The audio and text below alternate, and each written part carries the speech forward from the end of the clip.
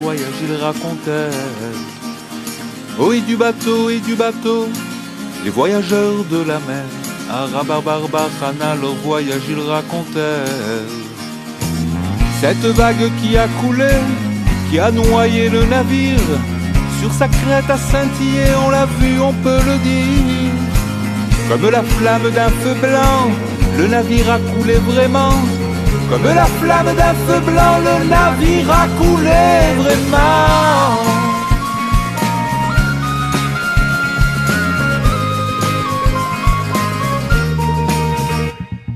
Oh et du bateau, les voyageurs de la mer, à Rabarbarbachana leur voyage ils racontaient. Oh et du bateau, les voyageurs, il faut frapper la vague de la mer. Et sur ce bâton sont gravés des noms divins pleins de mystères. Et sur ce bâton sont gravés des noms divins pleins de mystères.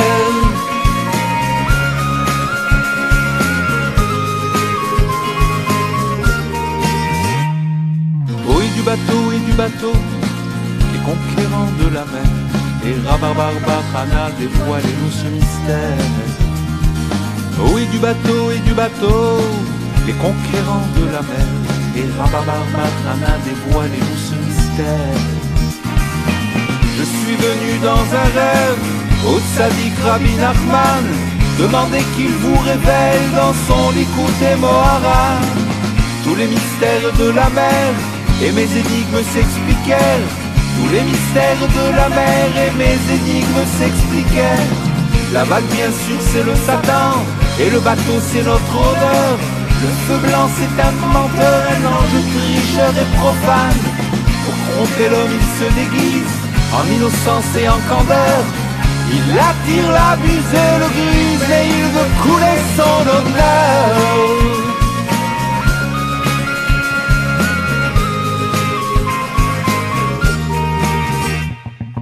Oh et du bateau, les voyageurs de la mer, Tzadikim qui triomphèrent, quel est ce bâton merveilleux. Oh et du bateau, les voyageurs de la mer, Tzadikim qui triomphèrent, quel est ce bâton merveilleux.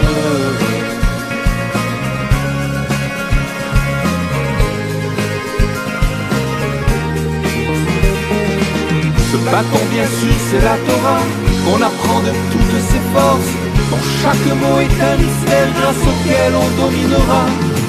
Le voyageur sera sauvé et son bâton triomphera. Le voyageur sera sauvé et son bâton triomphera.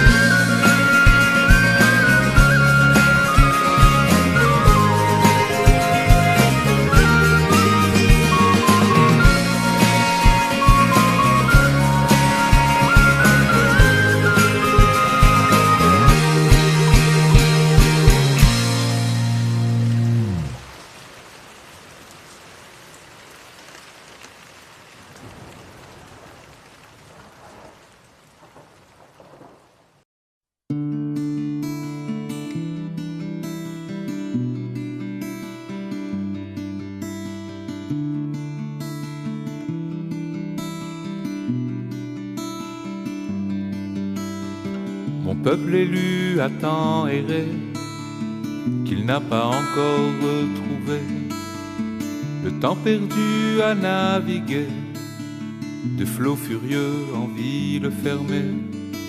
Mais quand il sera visé au bout de sa longue épopée, chaque seconde de chagrin se changera en chant divin. Je ne sais pas si je suis déjà près mon frère, mais j'entends déjà là-bas résonner des flots de joie, de délire et de lumière. La fête a dû déjà commencer. Nanach Nachman, Nachman Meuman, Nanach Nachman, Nachman Meuman, mon frère,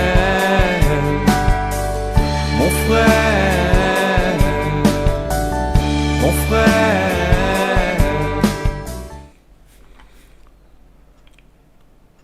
Shavua Tov les amis. Grande Hatzlacha pour tout le monde, Bezrat Hashem, que des bonnes nouvelles. Et voilà, on commence notre semaine avec Bezrat Hashem, la Torah de Rabbeinu, la Torah de la délivrance, Bezrat Hashem. Comme Rabbeinu l'a dit, que sa Torah va délivrer l'univers entier.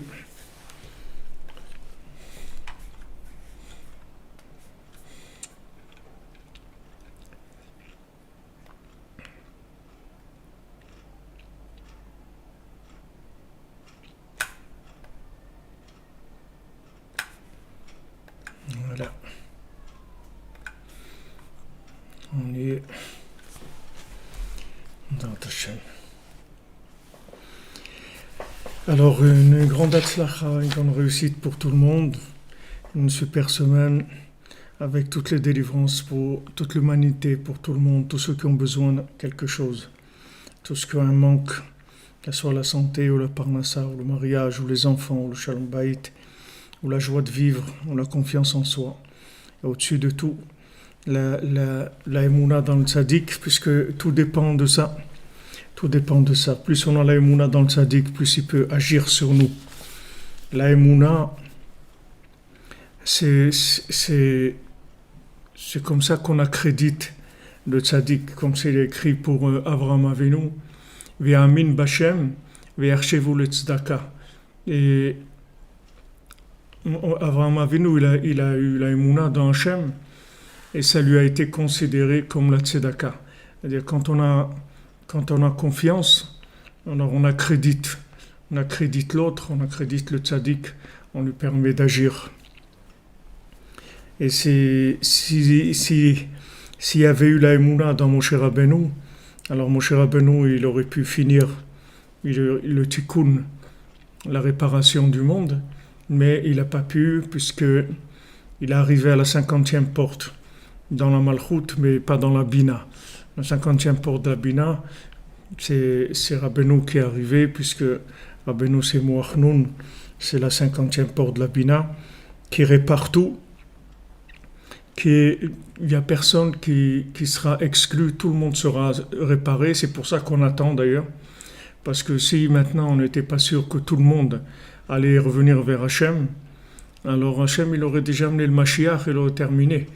Mais comme maintenant on veut absolument que tout le monde, absolument tout le monde, même le dernier, le plus éloigné, le plus détruit, le plus bas, il doit revenir vers Hachem, parce que le tzaddik il a la force de le ramener.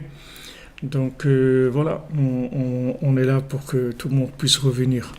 Alors la refoua shlema pour le Rav Besançon, Israël Yitzhak ben Fortiné, David ben Mesoda Cohen, Noralia Esther Chava Batraya Daniel, Laurent Sultana Bat Rachel, Olivier Fénichel, Raphaël ben Kamuna Malka, Daniel ben Émilie Darmon, Ruchama Bat Esther, Sandrine Bat Janine, Janine Bat Eglantine, Marion Myriam Bat Véronique, Zachary Shlomo ben Shira, Dvora Kochava Bat Elsheva Bat Sheva, Dvora Bat Korina Yala, Léa Anna Bat Besoda, Léa Bat Chana, Oreida Bat Rivka, Laura Bat Jacqueline, Liora Bat Lisa Esther, Shaili Bat Sarah, Fabien Ben Suzanne, Sophie Bat Nadine, Sacha Ben Sophie, Noah Bat Sophie, Yosef Ben Esther, Serah Chaya Bat Esther, Ruchama Bat Esther, Isha Ben Esther, Léa Bat Esther, Bat Sheva Bat Esther, Roselyne Shoshana, Bat Liliane, Rachel, Rachamim Ben Ruth, Bat Sheva Chana Bat Myriam, Myriam Bat Marie, Viviane Bat Émilie, et Alain Ben Dora Meyer, Yosef Ben Sophie Meyer, Angelina Myriam Bat Pascal Zohar, Eli Ben Isa, Théo Ben Fatma, Ejder Bat Fatma, Johan Ben Mireille, Bruno Michael Ben Nelly, Kamissa, Aurélie Chavayuged Bat Mishin Rachel Rose, Lisa Emunat Bat Rina, Yaakov Ben Michael, Rachel Bat Sarah, Yosef Yitzhak Nachman Ben Emuna, Jonathan Yitzhak David Ben Marlène Malka, Shimon Ben Brigitte Zohar, Yaakov Ben Abraham, Rachel Bat Anne-Marie, Moshe Raphaël ben Chassiba Alevi, Tzipora bat Chaya Kamra, Rekia bat Rachma, Rebecca Daniel bat Yvette Esther Rachel, Shirael bat Rachel, Shalom ben Moshe ben Shabbat, Simon Gershon bat Israël, Itamar ben Hélène Dalia, Esther bat Tata, Jonathan Yehuda ben Bettina Simcha, Sylvie Léonie bat Micheline Élise Estelle, Irène bat Rachel, Simcha Janine Juliette, bat Gemoul Kochava, Aviv ben Tsaala, Evelyne Chava bat Denise. Et pour l'élévation de l'âme de Paul Fredj ben Baya, Jonathan Chaim Chamouche ben Gabriel, Myriam bat Rachel Shish, Shlomo ben Mesouda, Noah bat Esther Atlan, Shmuel Tibi, Shimon ben Siti, Israël ben Yosef, Moshe Avraham, Rachmim ben Fredj, Aisha bat Jemoul, Maurice Bétan ben Shabak Emoun, David ben Yitzhak, Yvette bat Eugénie, Israël Grisolette, Myriam Janine bat Chava, Serach bat Sarah Doré, Pessar ben Herman, Albert Avram Chaviv ben Marie Waklin, Francis ben Carmel, Irène bat Rachel, Dvir Yehuda ben Yoav et Rachel Chourak, Muriel Marie Myriam bat Dvora Fortuné. Pour toute la délivrance et la refoua pour Yaakov ben Dvora Fortune, Isabelle bat Hélène, Zivouk pour Meir ben Tzipora, Didier Dov ben Michel, Bébé Mesoda bat Simcha, Simcha bat Frecha, Chantal et Isaël bat Liliane Joaja, Liliane Joaja bat Mili Esther, Patrick Yosef ben Liliane Joaja, Yael Lisa bat Léa, longue vie pour Arlette bat Émilie Jamila, Zivou pour Michael ben Yaakov, délivrance Rivka bat Zari, une réussite pour Yael Amoyal, entrée Messaoud Rachmim ben Bachla Rachel Chaya Colette, et à la mémoire de Émilie Jamila Bat Fahri. Voilà, Bezrat Hashem, merci d'avoir pris la patience d'écouter les noms et répondez Amen. C'est important que Hashem y voit qu'on est ensemble pour vouloir le bien et la délivrance de tout le monde. Donc on était la semaine dernière dans notre Torah 54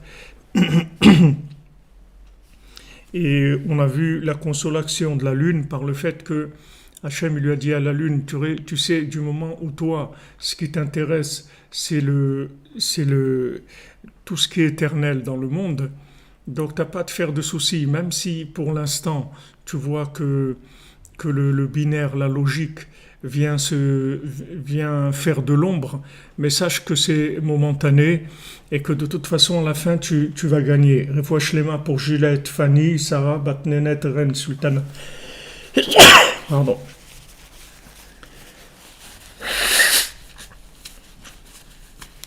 Donc Hachem, il l'a consolé comme ça en lui disant « Tu perds rien en te diminuant, ne t'inquiète pas. Ne t'inquiète pas parce qu'en te diminuant, en fait, tu vas arriver au but éternel. Ne t'inquiète pas, parce que toi, tu as le émettre les amito. Donc, tu es tranquille. Vous voyez, par exemple, Rabbi Nathan, il était tranquille. C'est pas qu'il souffrait pas. Il a souffert terriblement de la marloquette. Il a souffert terriblement de l'opposition, qui voulait le tuer et tout. Il a beaucoup souffert. Mais il était tranquille à l'intérieur. Parce qu'il savait que le Inyan de Rabbeinu, il allait gagner. Peu importe quand, mais il va gagner. Comme Rabbeinu l'a dit, j'ai gagné, je vais gagner, je serai victorieux et j'ai terminé, je vais terminer. Il était tranquille. Il n'avait pas d'angoisse existentielle, si on veut. C'est-à-dire sur tous les points du but final, il était tranquille. Et Rabbi Nathan, il n'avait pas un souci sur ça. Donc, on voit toujours sa réaction. Elle était, quand par exemple les opposants lui ont dit « Ouais, mais toi tu vas aller en enfer et tout », il a dit « Moi si je vais en enfer, qu'est-ce que je vais faire là-bas ? Je vais dire de l'écouter Moharan. » Alors tous les tzadikim, ils vont venir écouter l'écouter Moharan. Ça ne veut plus être l'enfer, ça va devenir le paradis. Il n'avait pas un problème... il n'avait pas un problème, c'est-à-dire qu'il était tranquille sur sa vérité.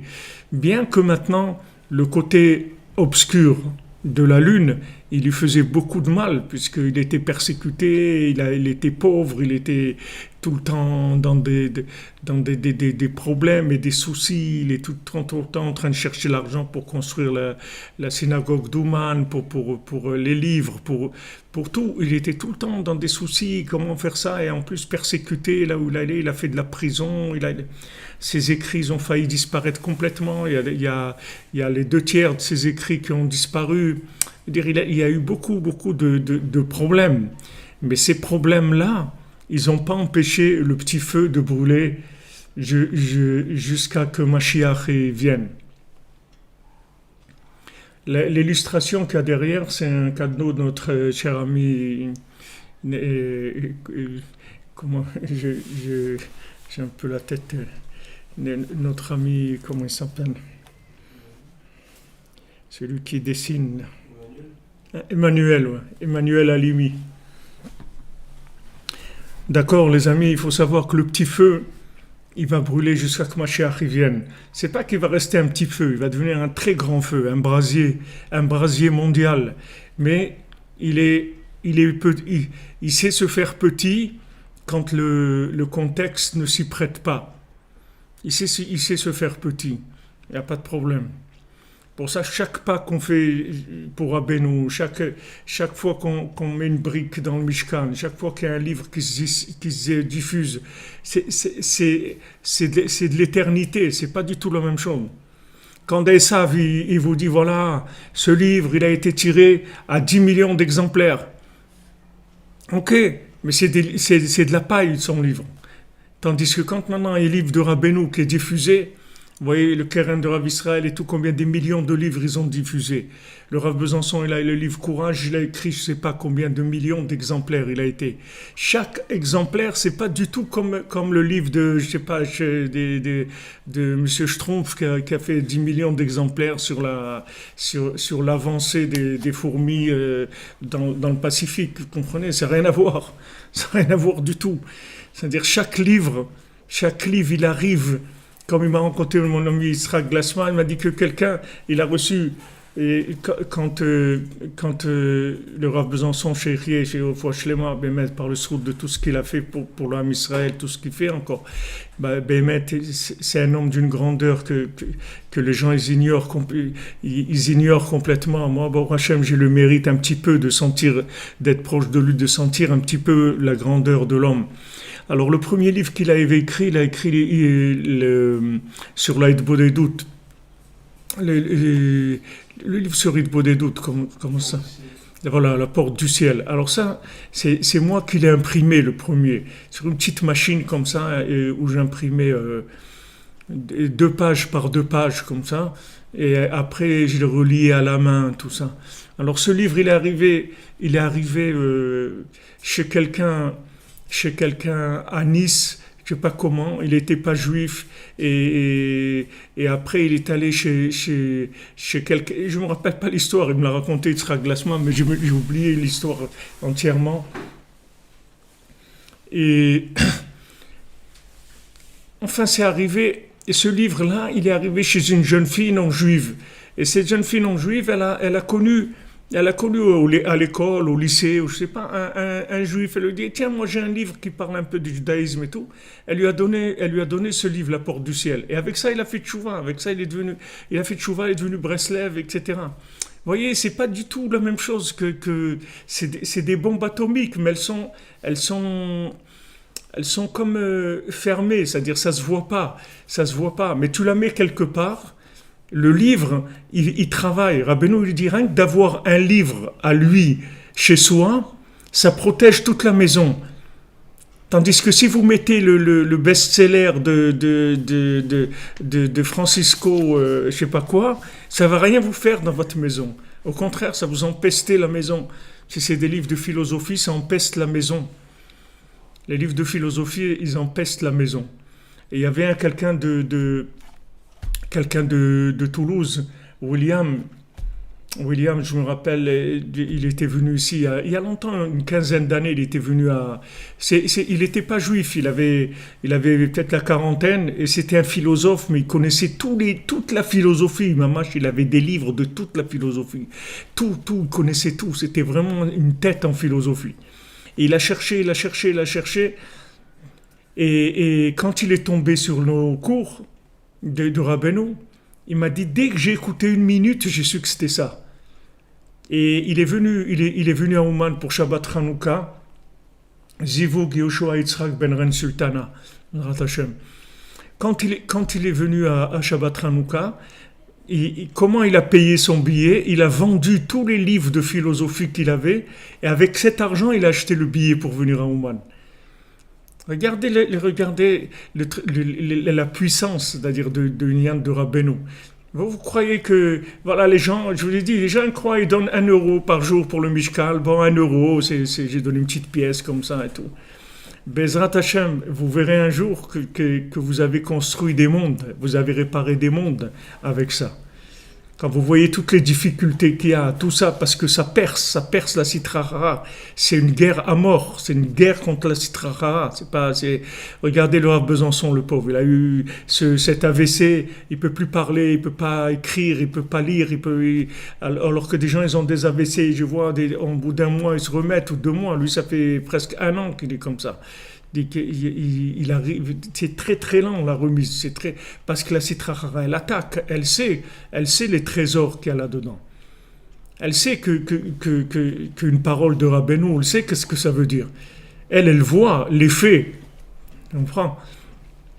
Elle voit l'effet, c'est comme tu es derrière tu es derrière les cibles, tu vois les gens qui ils tirent tous des balles en plastique, et il y en a qui ont une vraie balle, c'est pas des ballons en plastique. Donc eux, ils voient l'effet que ça, le côté négatif, Amalek, ils voient très bien ce que ça fait. Donc il attaque le plus possible. Mais Hachem, il a envoyé Ze Yenachamenu, celui-là, il va nous consoler. Comment il va nous consoler? C'est pas en nous disant c'est pas grave. C'est pas comme ça que Rabbeinu il nous console. Rabbeinu il nous console en nous disant mon ami, tu as gagné. C'est pas grave. C'est pas le prix de consolation. Quand j'étais petit, je jouais à la pétanque, il y avait les prix de consolation. J'avais 9 ans ou 10 ans, ils donnaient des prix de consolation, ils nous donnaient 1 kilo de sucre avec des pâtes et un morceau de chocolat et tout. Il y avait celui qui avait gagné le prix, le vrai prix, et il recevait le prix de consolation. Non, Rabbeinu, c'est pas un prix de consolation. C'est qu'il te donne un titre de vainqueur. Il dit, regarde, tu es arrivé chez moi. Ok, tu es venu une fois au Man. Ouah. Tu t'es levé à Khatsot une fois. Ouah. Tu as fait de Borédout. Ça y est, tu as gagné. Ça y est, tu as gagné. Tu as gagné. Tu as fait un tikkun aklali dans ta vie. Tu as gagné. Ça y est. Tu as gagné déjà. C'est ça la consolation. C'est pas une consolation de dire bon, c'est pas grave, ça va passer, ils refleuriront les lilas. Non, c'est pas ça. C'est pas ils refleuriront les lilas, c'est qu'ils sont là, ils ont refleuri déjà. Ils sont devant toi.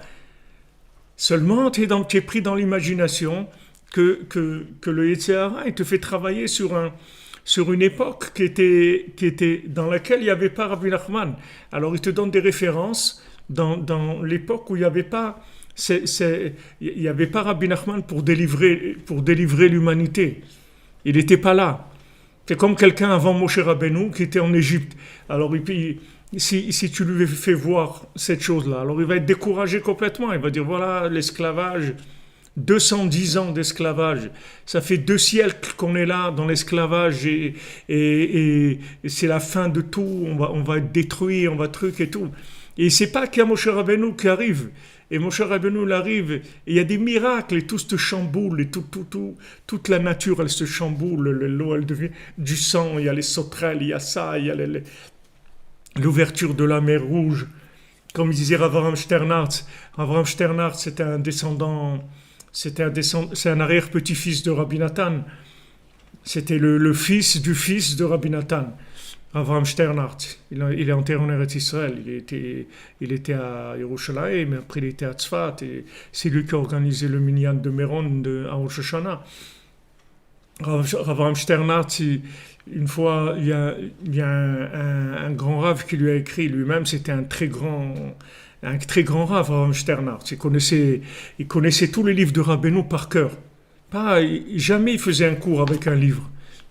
Quand il faisait un cours de l'écouter moral, l'écouter à la honte et tout, c'était tout par cœur. Tu pouvais suivre dans le texte, il connaissait tout par cœur. toute la Torah par cœur. Le Gemara, à l'âge de 16 ans, il a fini le chasse. Il avait 16 ans, il a fini toute la Gemara. C'était un gadol, un homme. Il a vécu jusqu'à l'âge de 97 ans ou 98 ans. Et même Mamash, quand il avait 80... Même quand il avait 97 ou 98 ans, il avait l'énergie comme un jeune de 18 ans. Tous les jours, il était complètement renouvelé. Il était jamais vieux croulant comme ça. Tout le temps, il allait dans le miv glacé quand il n'y avait pas, d'autres trucs chauds. Allez, en avant, tac. Il habitait à Katamon, il marchait à pied quand il était plus jeune. Il marchait à pied depuis Katamon jusqu'à Meacharim pour aller au mikvé. Katamon, Meacharim à pied, c'est au moins nos amis qui viennent le Shabbat pour le Sipuré Maasiyot qui habite à Katamon, ils le savent, c'est au moins 40 minutes de marche. Pour un jeune, c'est 40 minutes. Tous les jours, il n'y a pas... C'est des gens très motivés. Alors, une fois, quelqu'un il a dit, mais comment ça se fait que les Breslev, ils ont des chidushim comme ça, ils disent de la Torah comme ça, que ça coule de la Torah et encore là. Et il lui a dit, Rata Shifra Alayam, une servante, une simple servante, elle a vu dans l'ouverture de la mer Rouge plus que Yecheskel ben Bouzi. Tu vois le Navi Yecheskel, avec le Yecheskel qui a écrit toute la vision de la Merkava, du chariot céleste et tout. Une simple servante, elle a vu plus que lui dans l'ouverture de la mer Rouge, par le soute de Moshe Rabbeinu. Et dit, parce que les gens qui sont attachés au tzaddik, ils voient des choses extraordinaires que les autres ne voient pas. Alors maintenant, les gens, ils ne se rendent pas compte. Parce que ils savent pas que ça existe. Ils savent pas que ça existe. C'est comme si tu as, je sais pas, des lunettes infrarouges ou des trucs. Quelqu'un qui a pas ça, il peut pas imaginer que ça existe, qui a jamais vu ça. Il sait pas que ça existe. Ou des jumelles que tu regardes de loin, tu te trouves très loin, tu vois tous les détails de quelqu'un qui est là. Mais comment il fait pour voir ça? Tu vois, tu montres grandeur nature, la personne et tout, mais il dit, mais on est très loin. Comment il voit ça? Des jumelles, c'est tout. Ça c'est pareil. C'est-à-dire le tzaddik qui te porte.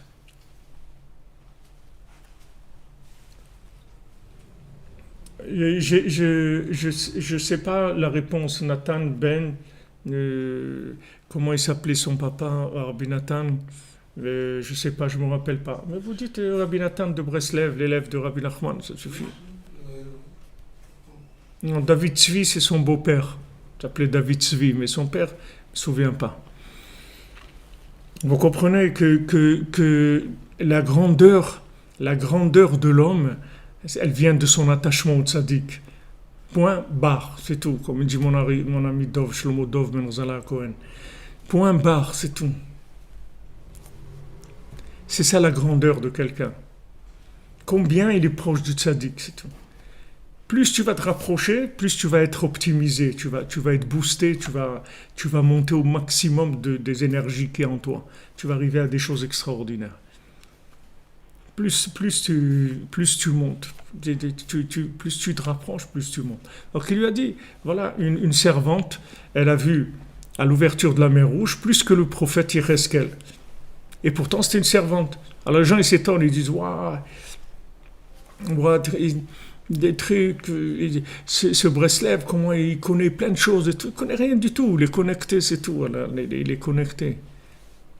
C'est comme quelqu'un il a une bouteille d'eau et l'autre il est branché sur une source, une source de sagesse.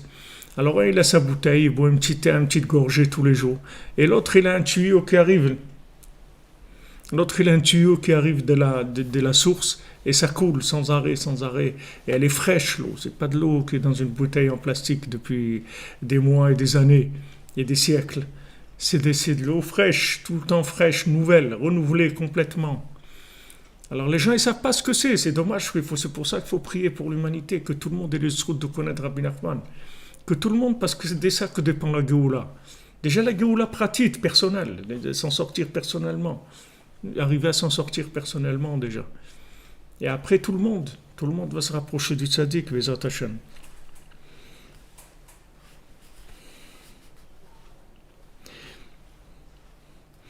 וכמו שאמרו רבותינו ז"ל לברכה, לעולם יהיה אדם רך כקנה, שאף על פי שכופפים אותו עד לעפר, אלפים פעמים, אף על פי כן הוא חזק בשורשו, וכל הרוחות שבעולם יכולים לעוקרו. Donc maintenant, c'est comme ils disent nos sages. Voilà, Naftali Hertz Sternhardt, c'est le père de Rabbi Nathan. Merci pour la réponse à notre cher secrétariat. Les Chachamim ils disent dans le Pirkei Avot, dans le Maxime des Pères, qu'il faut être comme le roseau. Le roseau, il se plie jusqu'au sol. Et Rabbi Nathan il dit, même si on le plie jusqu'à la terre, à la fume péhamim, des milliers de fois.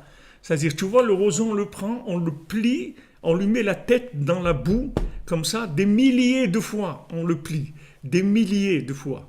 Des milliers. Il dit dans sa racine, il est fort, il est très fort dans sa racine. Il est fort, il est ancré, tu vois, bien ancré. Vas-y, bouge, fais ce que tu veux. Moi, je suis attaché, je suis connecté. Je suis attaché au tzaddik, tu ne peux pas me bouger. Tu ne peux pas me bouger. Ce que tu vas bouger de moi, c'est juste le côté extérieur. Mais l'intérieur, tu ne vas jamais le bouger. Et l'intérieur, il finira par gagner. Et cet intérieur, il finira par arriver à ce que même l'extérieur, il ne bougera plus. Même l'extérieur, il sera droit complètement vers le ciel. Tu ne pourras jamais... Il dit, tu te rends compte, des milliers de fois.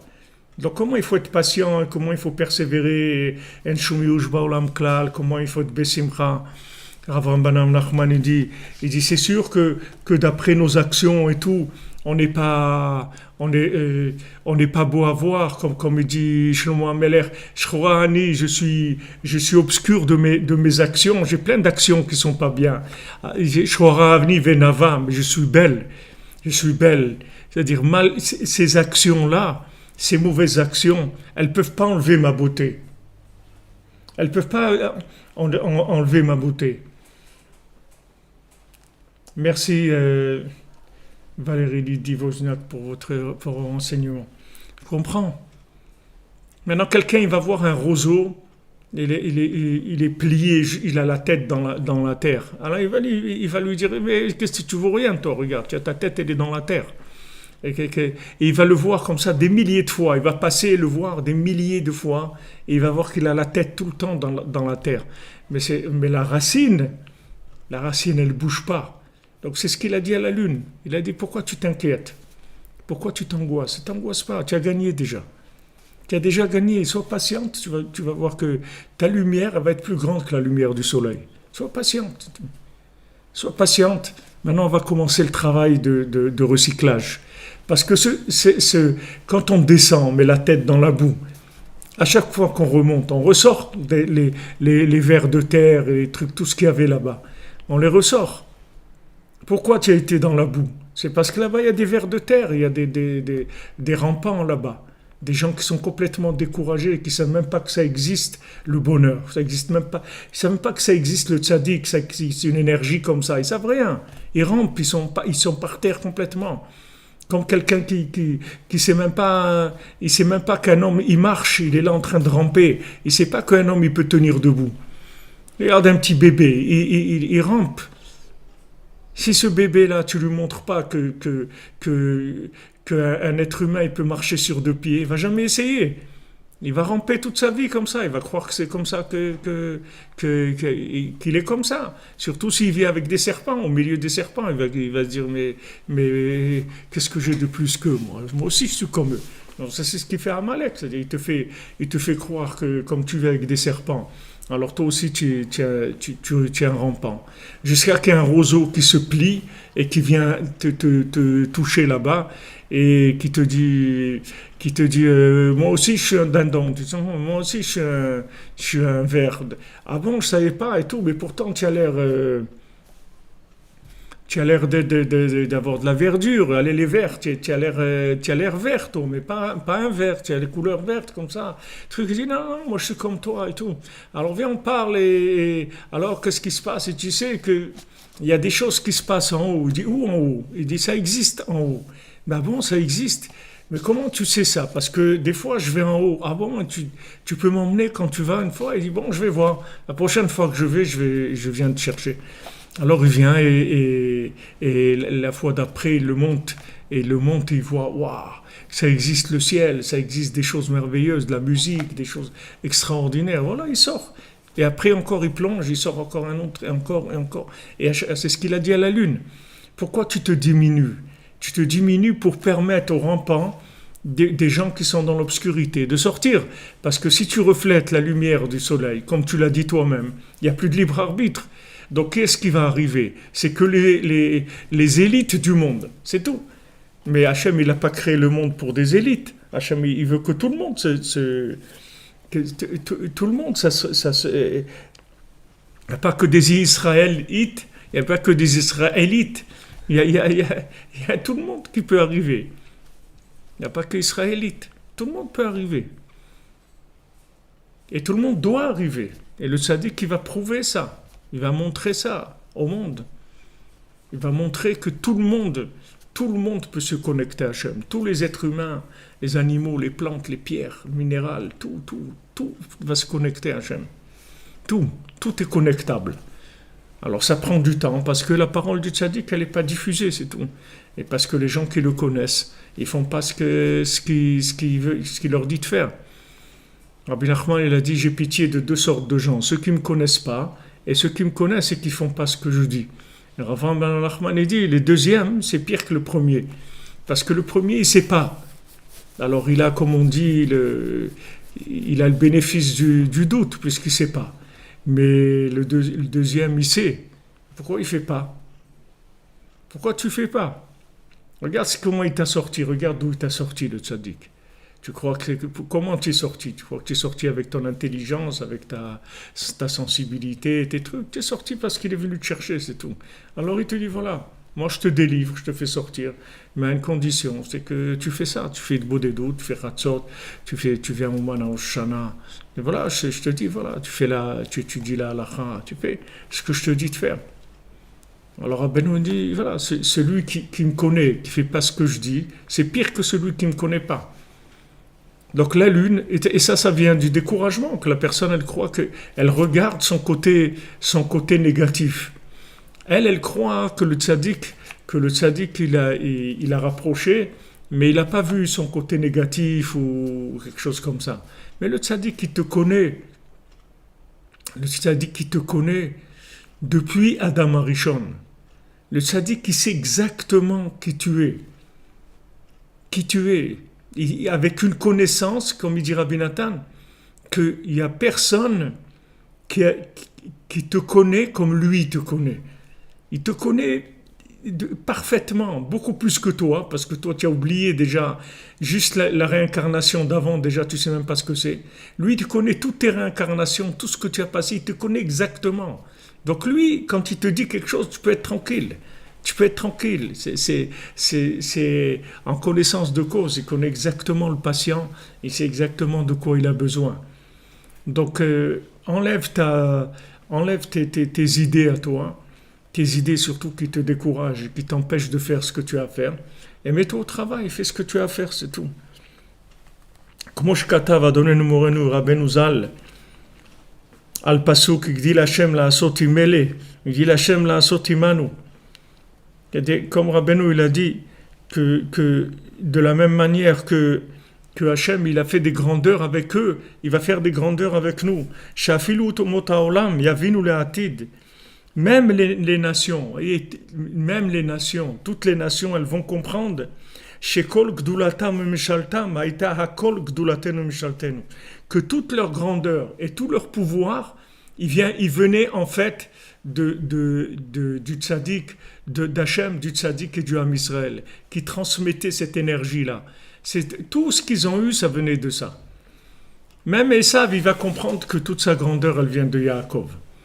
Que s'il n'y avait pas Yaakov, il n'y aurait jamais eu Esav. Que tout ce qu'il a Esav, en fait, ça vient de Yaakov. Il va le comprendre à la fin. Il va comprendre que Yaakov, c'est le distributeur de l'énergie divine. que l'âme Israël, il reçoit l'énergie du tzaddik, il reçoit d'Hachem, et il transmet au monde. C'est sa responsabilité de transmettre au monde. Amrale shraga betiara maimehane.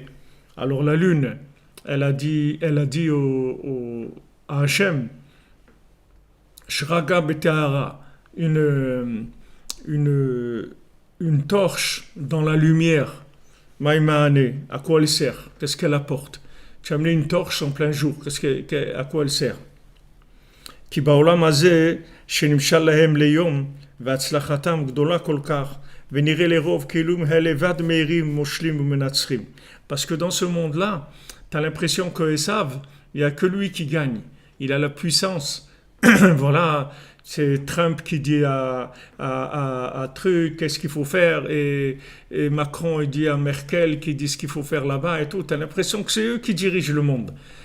C'est eux les décisionnaires, c'est eux qui influencent les pays, c'est eux qui pillent aussi le monde, qui volent le monde, qui rendent esclave le monde. Tu as l'impression que c'est eux qui ont toute la puissance et tout.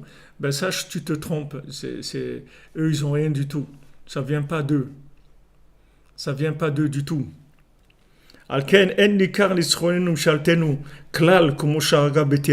C'est pour ça que tout le pouvoir qu'ils ont, les gens qui sont attachés à Hachem, les gens qui servent Hachem Béhémet, tout le pouvoir qu'ils ont, ça ne se voit pas du tout. Tu vas voir des gens prier comme ça, ils sont un peu comme ça, ils ont des chaussures un peu abîmées, ils sont un petit peu comme ci, comme ça.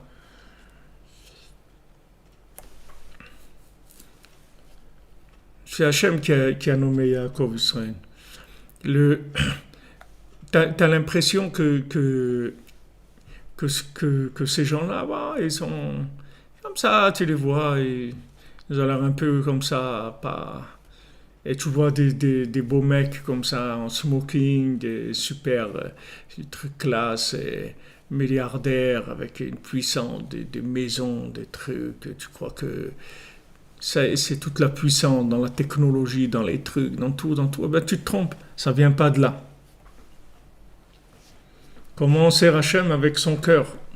En lui donnant son cœur, c'est comme ça qu'on sert Hachem. En parlant avec lui et en lui disant merci pour tout ce qu'il nous donne.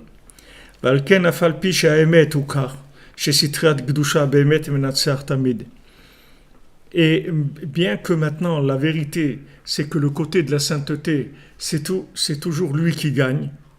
La plupart du monde, ils voient pas ça. Les gens ne se rendent pas compte de ça. Et à cause de ça, il y a beaucoup de gens qui tombent parce qu'ils ne peuvent pas supporter cette honte et d'être tout le temps écrasés, qu'on leur dit qu'ils sont nuls, etc. Ils en ont marre de ça. Donc ils se cassent. Ils sont cassés, les gens. Ils sont cassés, les gens. Parce qu'ils croient que c'est l'autre, le patron, c'est l'autre qui dirige. Et lui, il n'a rien. Il voit quelqu'un, ouais, il a une maison, 2000 mètres carrés, 40 pièces, avec des trucs et tout. Et lui, il n'arrive même pas à payer son loyer de son studio. Des fois, il doit laisser son studio, habiter chez ses parents parce qu'il n'a plus de quoi payer son loyer et tout. Alors il se dit, mais alors c'est quoi cette injustice-là? C'est quoi? Parce que tout ça, ça vient de la diminution de la lune pour permettre le libre arbitre. Donc tous on supporte l'obscurité pour permettre à tout le monde de se rapprocher. Cette obscurité, elle permet aux gens de se rapprocher. Et si on augmente la lumière, c'est fini. C'est fini. Tous les gens qui sont dans cette obscurité ne pourront plus se rapprocher. C'est fini parce qu'ils n'auront plus de libre arbitre, donc ils n'auront rien fait du tout.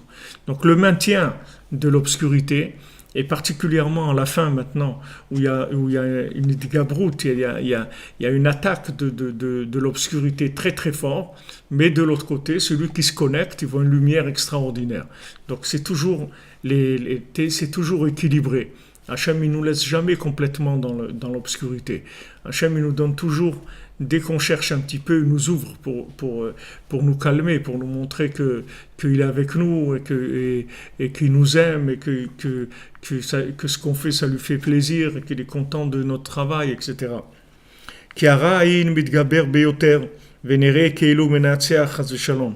Parce que le mauvais œil, il se renforce très fort et on a l'impression qu'il gagne. Tu as l'impression qu'il gagne, le mauvais œil. Tu dis, ouais, c'est quoi ces mensonges-là, tous ces gens qui mentent, qui trichent, qui font des trucs et tout, regarde comment ils réussissent et tout. Et les gens honnêtes et tout, ils sont complètement écrasés. Alors tu as l'impression que c'est eux qui ont la force, eux qui dominent. Et ça amène beaucoup d'oubli. C'est que c'est difficile de penser, d'avoir la mémoire de l'autre monde, parce que tu vois tellement d'échecs, tellement d'écrasements, tellement de gens qui sont piétinés dans leur vie, etc. Tu dis, mais comment tu veux que je pense à l'autre monde? Dans ce monde, déjà, j'ai aucune réussite, j'arrive même pas à sortir ma tête de l'eau. Comment tu veux que je me rappelle de l'autre monde? Parce que le fait que la personne, elle voit, soi-disant, la réussite de Esav, alors et son échec à elle, qu'elle est méprisée, qu'elle est rejetée, etc. Donc le fait d'être méprisée, rejetée, ça ferme le cœur. Comme on a dit, ça bouche le cœur. Et le cœur, il n'arrive plus à connecter à l'infini. Parce qu'il a l'impression que vraiment c'est Esav qui domine. Alors que c'est un film. C'est un film. Tu as l'impression que Esav il domine. Il domine rien du tout. Il domine rien. C'est tout de la paille. Et tu verras qu'à un moment, ça va tout se retourner.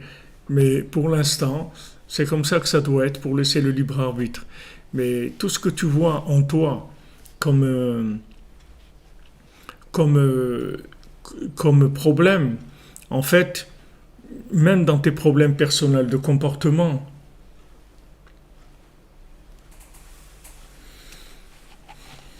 même dans les problèmes de comportement, c'est-à-dire que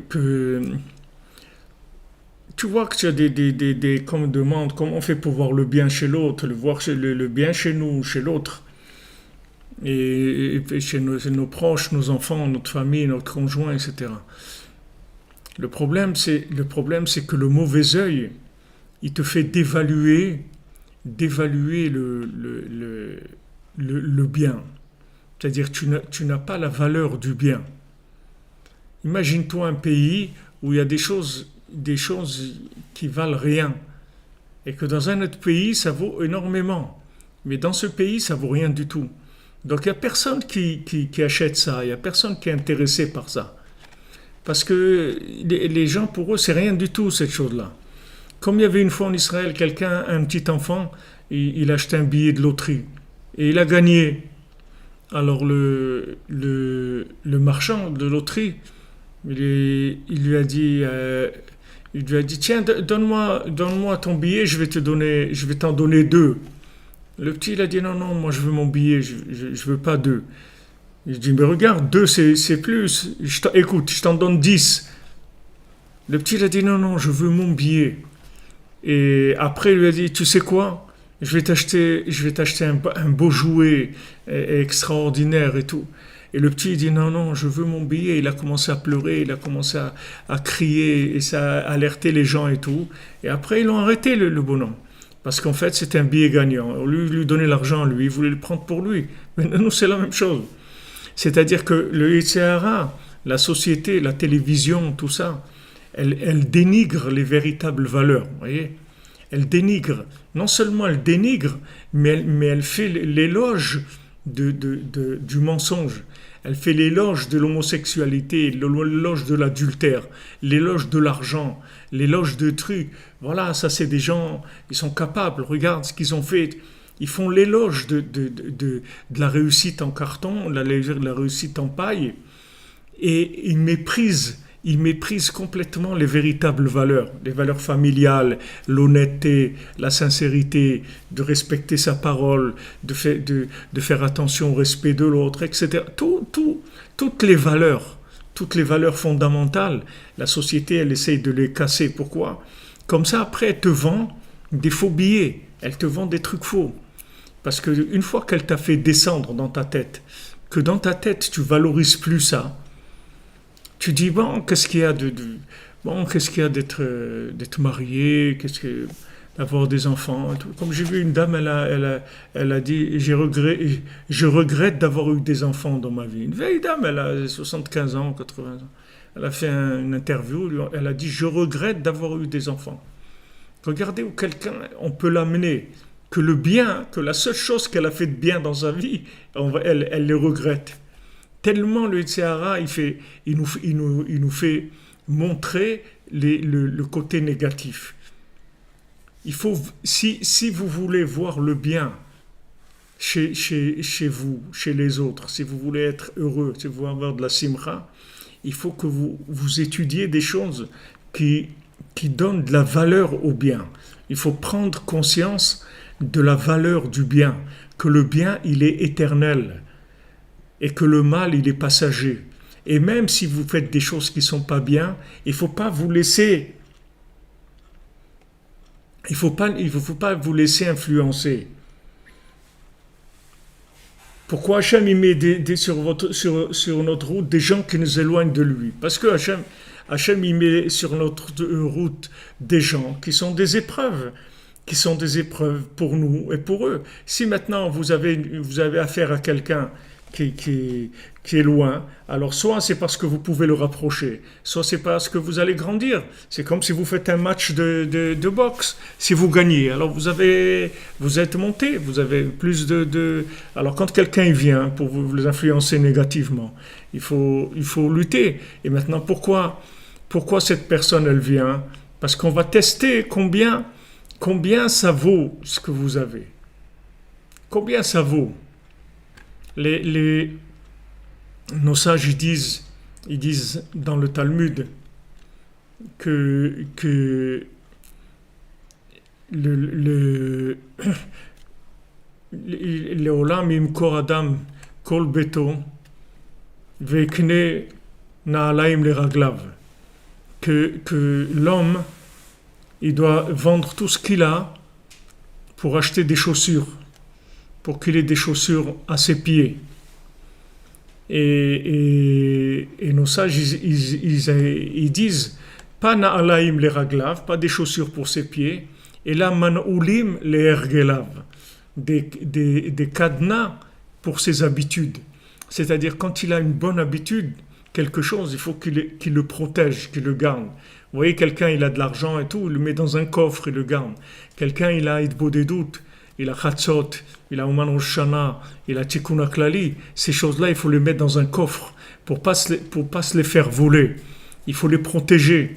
Il y a quelqu'un, il va dire, ouais, tu viens ce soir, on va se faire un resto, un truc et tout. Tu dis, je m'excuse, je peux pas, j'ai quelque chose à faire, j'ai un rendez-vous, je peux pas venir. Vous avez le droit de dire ça parce que c'est un rendez-vous Chatzot avec tous les tzadikim. Tous les tzadikim, ils nous attendent à Chatzot. Ils sont là, ils nous attendent. Alors vous pouvez dire, j'ai rendez-vous, je m'excuse, j'ai un rendez-vous ce soir, je ne peux pas venir. Parce que vous gardez votre trésor. Mais si maintenant, vous méprisez le bien que vous avez, alors ça y est, vous n'avez pas n'importe qui vient, vous l'enlève. C'est-à-dire que quand quelqu'un il vient et il s'oppose au bien, et il vient vous entraîner vers des choses qui sont négatives. Comment il peut vous entraîner? C'est parce que vous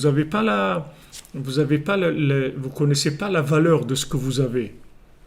Mais quand vous connaissez la valeur de ce que vous avez, vous n'allez pas lâcher. Regardez la plupart des gens qui sont attachés à l'argent comme je ne sais pas quoi. Essayez de leur prendre leur argent. Vous n'allez pas arriver. Et pourtant, il y a des gens, ils arrivent à embrouiller des gens au téléphone ou trucs, ils leur prennent des soi-disant des trucs de forex là ou je sais pas quoi, ils leur prennent de l'argent et tout. Ils arrivent même ça, ils arrivent à prendre à des gens qui sont pas. Mais quelqu'un normalement l'argent, tu peux pas lui prendre. Même si tu viens, tu lui dis regarde, donne-moi de la tzedaka, tu vas voir, tu vas arriver à des choses. Rien, c'est difficile parce que il est très attaché à son argent. Pour lui, c'est très important. Ça a beaucoup de valeur dans ses yeux. C'est la valeur de sa vie, c'est tout le maintien de sa vie, tous les trucs, son avenir, tout ce que tu veux. Il a dans l'argent.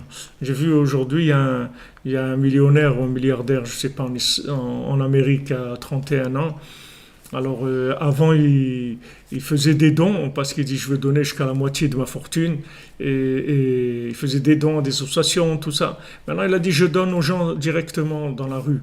Il marche dans la rue et il donne aux gens qui voient nécessiteux 100 dollars là, un truc et tout. Les gens lui demandent de l'argent sur Facebook ou autre truc. Et s'il décide lui qui est-ce qu'il va aider, il a déjà donné, je sais pas, 100 000 dollars. Il a dit il va donner 1 million et comme ça. Là, il aide les gens et tout.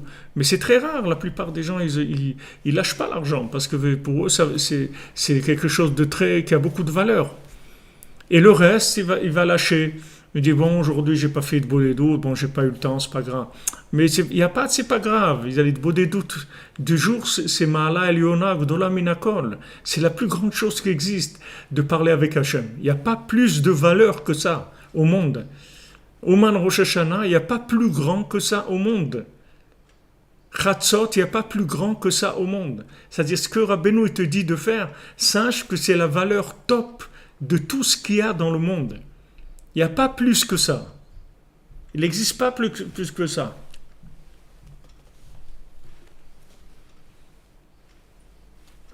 Il n'y a pas plus que ça. Vous ne trouvez pas plus que ça. Ça n'existe pas plus. Donc lui, le tzaddik, il connaît la bourse qu'il y a de l'autre côté, comment ça marche. Et il te dit, voilà ce qu'il vaut ici. Ça, c'est les priorités de ta vie. Alors, quand maintenant tu mets les priorités, tu t'investis dans ce qui est prioritaire, ça va te permettre de valoriser le bien. Et quand tu vas voir quelqu'un, le bien, la vision du bien, elle va dominer la vision du mal. Et au lieu d'avoir un esprit critique ou un esprit de critique, tu vas avoir une vision qui est miséricordieuse, une vision où une petite chose positive, ça va te suffire pour réhabiliter la personne dans ton cœur, pour pas couper avec elle. Tandis que si tu n'as pas de valeur du bien, alors si tu es toujours en train de voir des choses négatives, donc quand tu vas voir le négatif chez l'autre, qu'est-ce qui va se passer ? Tu vas couper ton cœur de lui. Donc il n'y a plus de communication, donc ça passe plus, l'énergie elle passe plus. Donc tu as besoin absolument de voir le bien. Pour voir le bien, il faut que tu le valorises. Il faut que tu saches que ça a une valeur. Il faut savoir que une heure dite beau des doutes, ça vaut plus que tout ce qui existe dans le monde. Tu prends toute la richesse du monde, depuis sa création jusqu'à aujourd'hui, ça vaut pas une heure de beau des doutes. Que tu vas faire dans la journée. Tout ça, si tu as la émouna dans le tzaddik, alors tu vas voir que petit à petit, ça va devenir une évidence dans ta vie.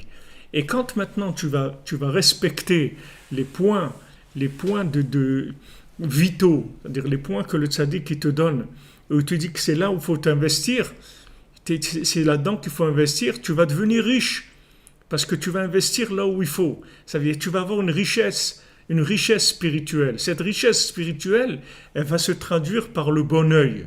C'est-à-dire que tu vas voir la bonne vision des choses. C'est-à-dire que quand tu vas voir quelqu'un, même s'il a 80% négatif et 20% positif, tu vas voir que les 20%, les 80%, ça ne va pas t'intéresser du tout. Mais si tu valorises pas le bien, comment tu veux voir que le bien il est supérieur au mal? C'est impossible. Oui, la hitbo des doutes, c'est plus grand que la tfila du matin, bien sûr, mais il faut la faire, la tfila du matin quand même. Mais la hitbo des doutes, c'est plus grand que la tfila du matin. Oui. Mais la hitbo des doutes, c'est Minatora, et la tfila du matin, c'est Midrabanan. Ça, c'est le Ilchot Tfila, le Rambam. De parler avec Hachem, ça, c'est Midoraita. Et de faire la tfila, c'est Midrabanan. Mais ça rend pas... il ne faut pas prendre ces paroles en croyant que ça... il faut faire la tfila du matin parce qu'il faut respecter la forme que les sages ils ont mis dans le monde parce qu'ils construisent des choses qui dépensent. Une tzedaka pour le tzaddik, c'est une richesse extraordinaire. Ouais. C'est une richesse extraordinaire, mais pour le vivre, le ressentir, il va y avoir des épreuves. Les gens, ils auront des épreuves. Dans tout, c'est comme ça. Mais ta hitbo des doutes dans ta tête, elle doit être plus prioritaire que ta prière du matin. Bien que tu vas faire les deux, mais il faut que la Hitbodedut, elle soit dans ta tête au-dessus de tout. Comme Ouman Rosh Hashanah, Rabbeinu dit qu'à Rosh Hashanah, Ouman, il répare tout ce qui n'est pas réparable, même dans l'année. Même dans l'année, il y a des points de destruction qui sont tellement pourris et moisis et détruits que dans l'année, on ne peut pas les réparer. À Rosh Hashanah, il les répare. Donc c'est quelque chose qui est au-dessus de tout. Alors ces points-là, il faut s'y accrocher. Il faut s'y accrocher toutes ses forces. Il faut les mettre dans la priorité de sa journée, de sa vie. La Hitbodedut, Ratzot, le Tikkun HaKlali, il faut mettre ça en priorité. Une fois que j'ai fait ça, alors je fais tout le reste. Mais c'est sûr qu'on doit faire les deux. Maintenant, si vous me demandez, et si maintenant je n'ai pas le temps, ou je fais Hitbodedut, ou je fais ma prière du matin, alors je vous dis, il faut faire les deux, c'est tout. Ouais, mais j'ai pas le temps. Ok, alors tu fais un peu plus vite la prière du matin et tu fais Hitbodedut. Mais tu dois faire les deux, parce que ça a été instauré par le côté, de la structure du fonctionnement. Tu es obligé de respecter les lois. Comme tu respectes les lois naturelles, tu dois respecter la nature. Tu peux pas détruire la nature. Même si l'homme, c'est la créature la plus raffinée du monde. C'est la créature pour laquelle Hachem il a créé tout le reste. Les animaux, les plantes, le minéral, tout ça, ça a été créé pour servir l'homme. C'est pas parce que ça a été créé pour servir l'homme que l'homme il peut détruire la nature. Il n'a pas le droit, c'est interdit. Tu n'as pas le droit. Tu n'as pas le droit de tuer un animal pour rien. Tu n'as pas le droit de faire souffrir un animal. Tu n'as pas le droit de détruire une plante pour rien. Tu n'as pas le droit. Tu n'as pas le droit de détruire des choses. Même si elles sont là pour te servir. Ce n'est pas parce qu'elles sont là pour te servir que tu as un droit sur elles de destruction. Tu ne peux pas.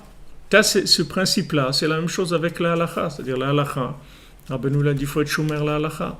Parce que la halakha, c'est l'establishment, c'est la structure. C'est comme le teva du monde. C'est-à-dire, si tu ne respectes pas la nature, tu vas voir si la nature elle se met contre toi, tu vas voir qu'est-ce que tu vas devenir. Rabbi nous rapporte un midrash qui dit que les vagues elles-mêmes, si Hachem il n'arrêtait pas, pourquoi une vague elle s'arrête? Vous savez pourquoi elle s'arrête? C'est Hachem qui l'arrête. Mais si une vague, vous voyez ces grandes vagues là des fois, de 6 mètres, 9 mètres, 10 mètres, cette vague-là, si Hachem il n'arrête pas, elle va continuer, elle détruit tout. Si Hachem il n'arrête pas, Hachem il l'arrête. Oui, les Bnei Noach, ils peuvent faire Chatzot, ils doivent faire Chatzot. Ils doivent, c'est pas un qui peuvent. Vous devez faire Chatzot et vous endeuiller sur la destruction de l'humanité.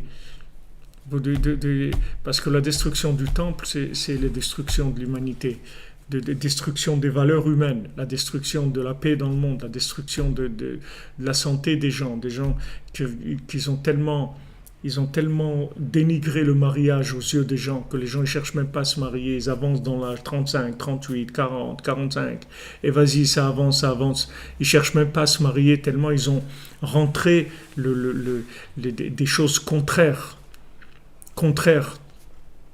mamache contraire au mariage, pour dévaloriser le mariage, pour dévaloriser la notion du foyer. Sur ça, vous devez pleurer. Toute l'humanité, elle doit pleurer sur ça. Entre la tfila et Chatzot et Hitbodedut, il y a dit, c'est-à-dire, vous le dire entre quoi? C'est-à-dire dans le temps de Chatzot et Hitbodedut et la prière. Alors vous étudiez. Pendant ce temps-là, vous étudiez. Ou vous priez, ou vous étudiez. Vous faites des choses qui font avancer l'histoire du monde, la réparation du monde. On a besoin de l'intervention de chacun. Comment apprendre la halakha? Alors, comment apprendre la halakha? Vous avez des livres vous avez le Kitzur Shulchan Aruch, qui est traduit en français. Vous avez celui de Rav Shlomo Ganzfried, le Kitzur Shulchan Aruch. Vous avez aussi le Kitzur Shulchan Aruch séfarade, Vous avez plusieurs éditions en français du Kitsur Shulchan Aruch, où vous pouvez là-bas étudier toutes les, toutes les la halachot en abrégé, c'est-à-dire vous avez au moins le minimum du packaging pour être dans les règles, dans les normes. Il n'y a aucun problème sur ça. Donc, quand, quand maintenant vous voyez que, que, que vous avez le mauvais œil, c'est-à-dire vous voyez quelqu'un négativement, alors il faut se replier sur soi-même pour revaloriser le bien. Et pour dire que voilà, cette personne-là, elle a fait quelque chose de bien. Ça suffit. Pourquoi je vais regarder ce qu'elle a fait de mal? Ce qu'elle a fait de bien, c'est éternel. Ce qu'elle a fait de mal, c'est passager. Donc pourquoi je vais regarder le passager? Rav, chez les juifs, les femmes sont-elles soumises aux hommes ou l'équilibre se fait-il par des échanges?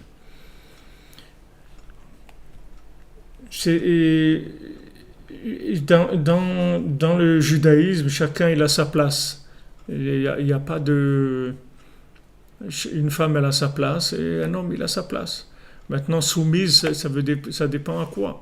Si c'est maintenant par rapport à l'orientation de la maison, dans la Vodat Hashem, comment servir Hashem, dans quelle école mettre les enfants, comment faire les choses. Alors il faut se concerter tout le temps. Il faut se concerter tout le temps. Aujourd'hui, la femme, elle a beaucoup plus de place dans le foyer juif que ce qu'elle avait à une époque. Parce que la femme aujourd'hui, elle est beaucoup plus proche.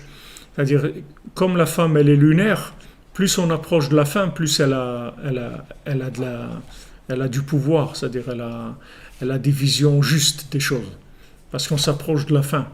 Au début, quand c'était le soleil qui dominait tout, que la lune elle était diminuée, c'était tout basé sur les hommes. C'est-à-dire que c'est l'homme qui dominait.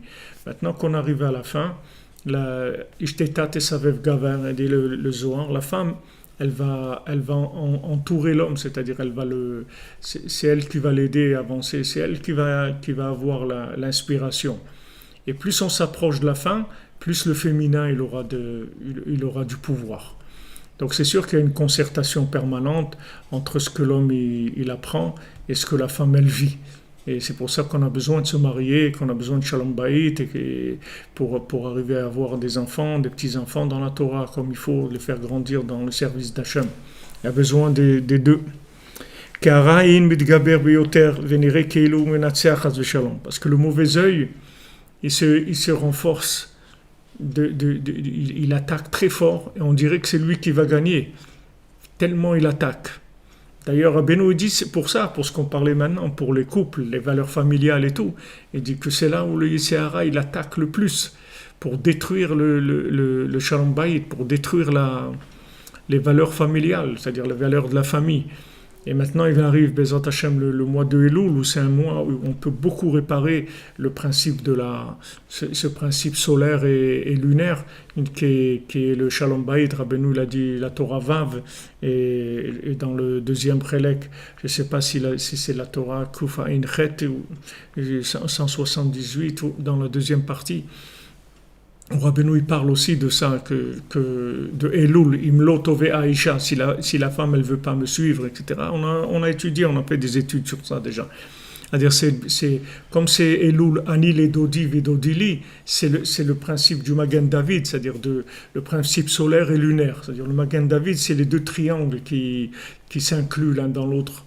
C'est-à-dire c'est le principe lunaire et solaire qui sont parfaitement en harmonie. Donc le mois d'Elul, c'est Anil et Dodi Vedodili, c'est-à-dire que moi je fais ce que j'ai à faire dans le côté féminin et Hachem il fait ce qu'il a à faire dans le côté masculin. Et il répond, c'est-à-dire chaque point que je fais, chaque pas que je fais, je me remplis d'interventions divines. C'est-à-dire qu'en fait Hachem, il veut me donner énormément de choses, mais il ne peut pas me donner si je ne fais pas un pas. Ce pas-là, il n'a pas besoin d'être grand. C'est juste à mon niveau, c'est tout. C'est même une tendance, c'est même pas un pas. Il dira vraiment Nachman, c'est une tendance vers le bien. à chaque fois que je fais une tendance vers le bien, même si je ne suis pas arrivé à faire le bien, mais j'ai une tendance vers le bien, ça suffit pour déclencher l'intervention divine, pour m'envoyer plein de bénédictions et de biens et de réussite, etc. Rien qu'une tendance vers le bien. Et Chaz Shalom, le contraire aussi. Si j'ai une tendance vers le mal, je me connecte sur un Malek et il m'envoie des coups, il me donne des coups, il me pourrit la vie parce que j'ai été me connecter à lui. Donc si vous voulez, c'est la discussion basique qu'on voit ici entre la Lune et Hachem. On a la même discussion que Hachem il nous dit Shuvu elai ve'ashuva alechem. Venez vers moi, je viendrai vers vous. Et on dit à Hachem non, Hashivenu Hachem elecha ve'nashuva. Toi ramène-nous vers toi et nous on viendra. Fais-toi le premier pas et nous on suit.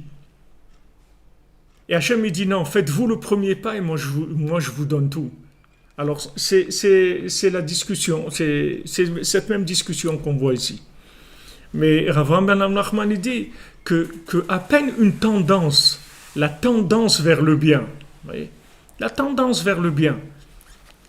Aujourd'hui, par exemple, je regarde pas la télé ou des trucs. J'essaye de mettre du bien chez moi. Au lieu de regarder la télé, on va regarder un cours du Rav Ifrach ou de n'importe quel Breslev qui fait des cours et tout. On va regarder, voilà, puisqu'on a la télé et tout, regarder un film de n'importe quoi et qui va nous mener nulle part. C'est-à-dire, c'est pas nulle part. Il nous amène chez Amalek.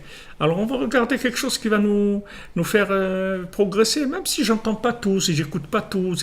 À peine j'ai cliqué pour ouvrir la connexion, je me suis connecté déjà au bien, et Hachem il peut m'envoyer plein de bénédictions. Donc l'attitude à avoir, c'est que il faut tout le temps valoriser le bien, savoir que le bien, il a une valeur éternelle. Le moindre petit geste, le moindre regard, le moindre soupir vers Hachem, le moindre regard vers le ciel, ça a une valeur plus que tout le mal que quelqu'un il a pu faire toute sa vie. Même si quelqu'un toute la journée il a fait des bêtises et des choses terribles, uniquement une fois il regarde le ciel et dit mon Dieu, ça répare, c'est plus que tout ça. Parce que toutes les bêtises qu'il a faites, on va s'arranger, on va payer les dettes, on va payer ce qu'il a payé. Mais le bien de ce regard-là, il est éternel.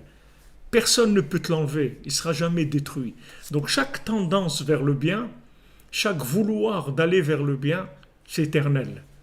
Donc ça, il faut le valoriser. Et si maintenant j'arrive à voir les vraies valeurs, alors je vais être un connaisseur, comme quelqu'un qui connaît dans le vêtement, ou dans les maisons, ou dans les bijoux, ou dans n'importe quoi. Quand il voit que ça c'est quelque chose. Ce vêtement-là, ça c'est un vêtement, ça c'est quelque chose. Et quelqu'un qui connaît rien, il voit rien. Il regarde peut-être le prix, ou regarde la couleur, ou n'importe quoi. Mais il sait pas. Il sait pas ce que c'est une coupe d'un vêtement qui est classe, qui est professionnel. Il sait pas reconnaître ça. Il sait pas un connaisseur. Il voit un bijou, il sait pas reconnaître. Il voit une maison, il ne sait pas reconnaître une maison qui a été faite, qui a été faite avec soin, avec tout a été. Il sait pas. Lui, pour une maison, c'est des murs et de la lumière et des robinets, c'est tout. Il sait pas. Il va pas. C'est exact. Le bien, c'est la même chose. Si vous l'approfondissez pas, si vous le valorisez pas, alors c'est le mal qui prend le dessus, parce que vous regardez les enfants, il faut savoir que c'est des diamants, c'est des pierres précieuses. C'est de la pureté. Hachem, il maintient le monde rien qu'à cause des enfants, ou grâce aux enfants. C'est la seule chose qui calme Hachem, c'est de voir des enfants, voir leur sourire, voir leur petit saut, cette joie-là naturelle, ces choses qui tombent, ils se relèvent, et ils sont purs dans ce qu'ils disent. C'est la seule chose qui calme Hachem vraiment, c'est la pureté de ses enfants. Donc avant de commencer votre journée, il faut déjà valoriser vos enfants à vos yeux, de savoir que c'est des diamants, c'est des pierres précieuses. Alors maintenant, quand vous prenez conscience de ça, et vous remerciez Hachem sur ça, quand vous rentrez dans la journée, que votre enfant il va pas aller à l'école, ou il va casser un truc, ou il va boire un litre de coca, ou n'importe quoi qu'il va faire comme bêtise, ça va pas du tout toucher le côté du bien, parce que le côté du bien il est énorme par rapport à ça. Ça c'est rien, c'est une bêtise, ça va passer.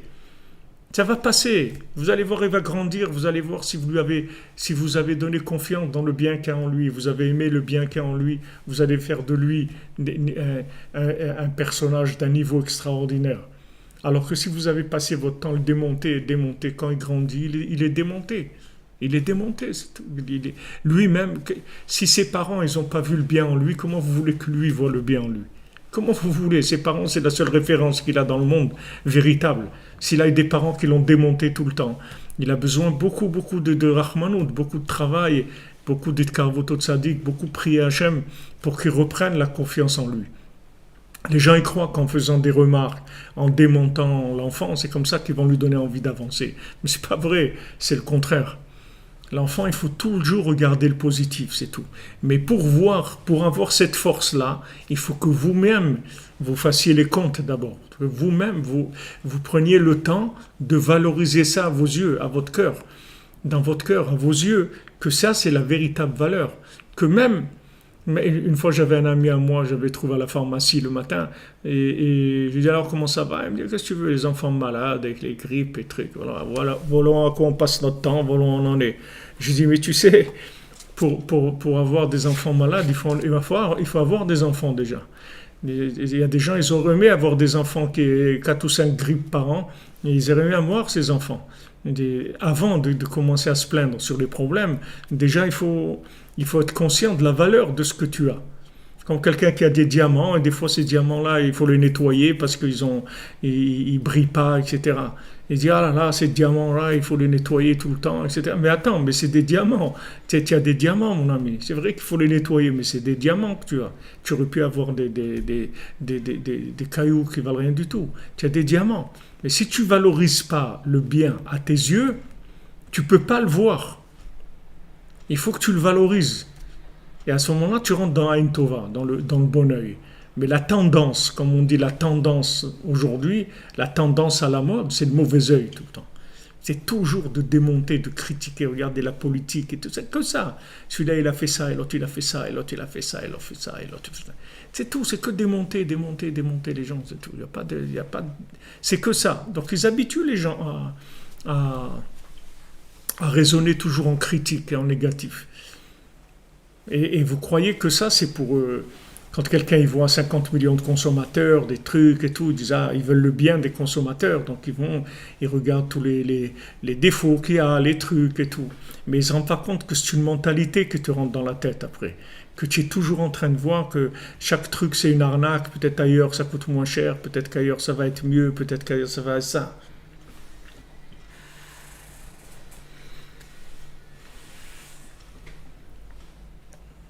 Jonathan, et même Esav, qui nous fait souffrir avec la Parnassa, il faut savoir qu'il y a toujours un moment où tu peux prier pour tes enfants, et ça c'est la plus grande chose que tu peux faire pour eux, c'est de prier pour eux. Que tous les jours il faut prier pour eux, tu te lèves la nuit, tu pries pour tes enfants, et tu verras que tu réussiras l'éducation de tes enfants. Avec la prière, tu réussiras toute l'éducation de tes enfants. Rabbeinu dit dans Sichot Haran, Rabbeinu dit Ma'avir Rishon Rishon. Rabbeinu dit Ma'avir Rishon Rishon. Quand on fait les 13 mesures de miséricorde, on dit Ma'avir Rishon Rishon, que Hachem il fait passer en premier. Alors Rabbeinu l'explique comme ça. Rishon Rishon, c'est quoi? C'est que quand quelqu'un il a fait une avéra, après cette avéra, elle entraîne une autre avéra. Donc Rabbeinu dit que l'erreur la plus grave, c'est la première, parce que c'est elle qui entraîne les autres après. La même qui se répète. C'est-à-dire qu'une fois que la première, c'était un choc, la deuxième, c'est moins un choc, la troisième, encore moins, et après, ça y est, ça perd complètement le côté sensible. Donc, qu'est-ce qui est le plus grave? C'est la première Avera. Maintenant, qui c'est Rishon? C'est Esav, il est sorti Rishon. C'est écrit dans la Torah que Vayetse Esav Rishon. Adam que Aderet Sear, il est sorti le premier, c'est Esav. Elle était rouge comme une boule de poils, comme ça, tout poilu, comme ça. C'était le premier, il est sorti. Alors Rabbeinu dit, Hachem, il est Ma'avir Rishon Rishon. Hachem, il prend la première Avera que tu as faite et il la met sur Esav. Et il dit, pourquoi il a fait cette Avera? À cause, comme il dit Jonathan, à cause des difficultés de Parnassa, des impôts qui étaient venus t'embêter pour ça. Tout ce qu'il est venu t'embêter. qu'il est venu t'obliger à voir la télé, t'obliger à faire des trucs, il t'oblige à... Tu peux pratiquement pas vivre sans certains systèmes, etc. Le fait que maintenant, lui, il a créé ces systèmes où il te fait tomber. Donc Hachem, qu'est-ce qu'il fait? Il prend toutes les fautes que tu as faites, les premières, et il les met sur lui. Et quand il met la première sur lui, alors toutes les autres après, elles sont pardonnées. Parce que toutes les autres, tu les as faites à cause de la première. Donc maintenant, s'il fait payer à Esav la première, toi, tu es libéré complètement. Donc Rabbeinu dit comme ça, Ma'avir Rishon. Il prend la première de tous les groupes de Avera et il les met sur le Rishon qui est Esav. Parce que Esav, il a rendu la vie difficile. Il fait consommer les gens qui n'arrivent pas à joindre les deux bouts et c'est difficile pour eux. Pourquoi? Parce qu'il a fait monter, alors que c'est gratuit, c'est-à-dire qu'il fait monter les choses. Parce que si les gens ils vivaient dans des endroits où ils ont une petite ferme ou un truc, ils n'auraient pas des besoins aussi énormes que dans une ville, avec la voiture et l'essence et l'assurance et la maison et les loyers et les assurances de ça et les déplacements et des notes énormes de tout. Tout ce poids qu'il met sur la personne. C'est ça qui fait faire la vera à la personne. Donc Rabbeinu, il dit, Hachem, il responsabilise Esav, il lui dit, la première faute qu'il a faite, c'est parce que c'est toi qui l'as amené là-dedans. Donc tu vas prendre toi la première faute. Et quand tu lui mets la première, toutes les autres, elles ont disparu.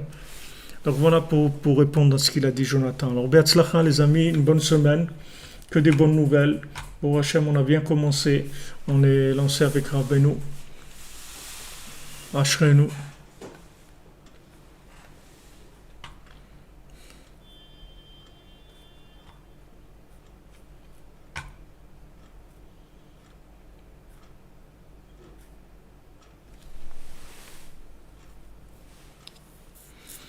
Oui les amis, on peut y arriver. On peut y arriver, on est arrivé déjà.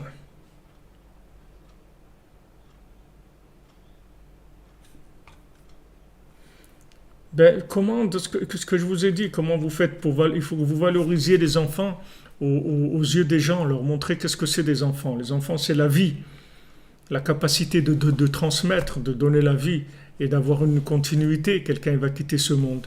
Il a laissé un héritage éternel qui va continuer à le faire vivre. Le fait que maintenant, comme un maître qui a des élèves, comme des parents, ils ont des enfants. Ils continuent à exister en bas et en haut. Rabbi nous dit c'est la perfection. Il faut montrer la valeur, il faut revaloriser les choses, les valeurs simples, il faut les remettre en place. Shlomo ben David Saban.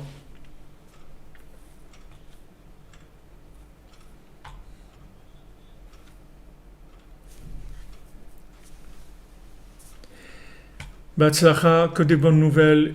Passez une excellente semaine, les amis. Et toutes les bénédictions, les Hashem, que la Torah de Rabbeinu, elle amène la Géoula, la délivrance individuelle et la délivrance générale, tout dans la facilité, dans la miséricorde, sans aucune difficulté, sans aucune souffrance, Bezrat Hashem. Et merci pour votre participation, votre activité, que beaucoup de gens ils ont commandé le livre. C'est un livre où il y a des petits résumés, des petites notes sur les cours. Il y a peut-être 300 et quelques petites notes sur les cours qui sont entre 10 et 15 lignes et qui rappellent un petit peu l'esprit des cours et qui permet, pour ceux qui ne connaissent pas, de connaître Rabbeinu, Bezrat Hashem. Merci pour votre aide, que des bonnes nouvelles.